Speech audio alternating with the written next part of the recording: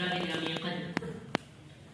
آج ہم سب وابستگان امام بخاری ریسرچ اکیڈمی اور مفید ایجوکیشنل اینڈ ویلفیئر ٹرسٹ خدائے بالا و برتر کی بارگاہ میں اظہار تشکر کے لیے سر سجود ہیں کہ محض اسی کی توفیق اور نصرت سے ہمارا ادارہ پہلی دفعہ باقاعدہ تقسیم انعامات اور یوم جمہوریہ کی تقریب کا انعقاد کر رہا ہے۔ آج جبکہ پورا ملک جشن جمہوریت کی مسرتوں میں شاداں و فرحاں ہے،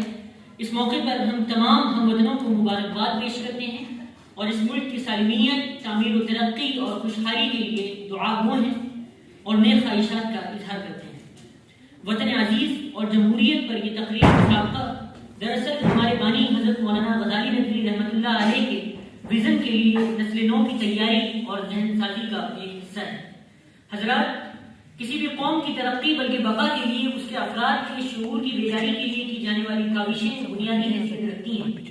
جمہوریت، آئین اور ملکی نظام پر ہمارے اس مسابقے کا مقصد ایک طرف یہ تھا کہ ہماری نئی نسل اپنے جمہوری و آئینی حقوق سے آگاہ ہو اور اس تعلق سے اس میں اتنی بیداری پیدا ہو جائے کہ وہ اپنے ملی تحفظ و استحکام اور سماجی و تہذیبی بقا کو یقینی بنا سکے۔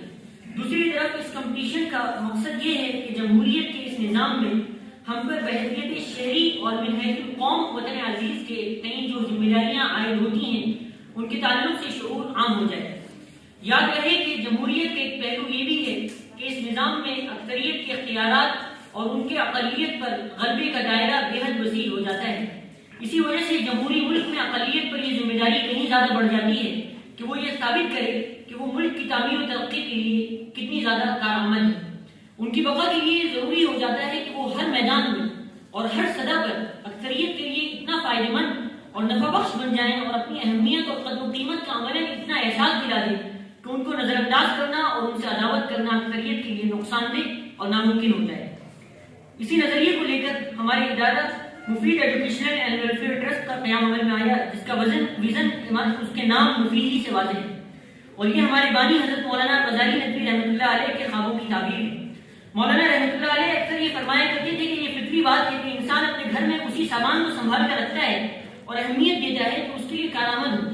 جو سامان بیکار اور بے نفع ہو جائے اس کو گھر سے نکال کر کوڑے دان میں پھینک دیا جاتا ہے۔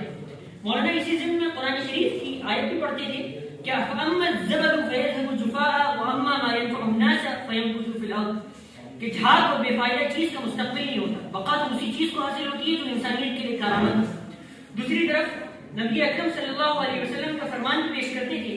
کہ سب سے بہتر قومی کو عروج حاصل ہوتا ہے اور نبی صلی اللہ علیہ وسلم کے فرمان کے مطابق سب سے بہتر وہی ہے جو انسانیت کے لیے سب سے زیادہ فائدہ مند ہو۔ اللہ تعالیٰ کے فضل و کرم سے اس مشن اور ویژن کو لے کر مفید ٹرسٹ رفاہی و سماجی میدان میں آگے بڑھ رہا ہے اور اسی کے زیر انتظام امام بخاری ریسرچ اکیڈمی دفاع اسلام، تحقیق و تصنیف اور دیگر علمی و تعلیمی سرگرمیوں میں مصروف ہے، جن کی ایک کڑی آج کا پروگرام ہے۔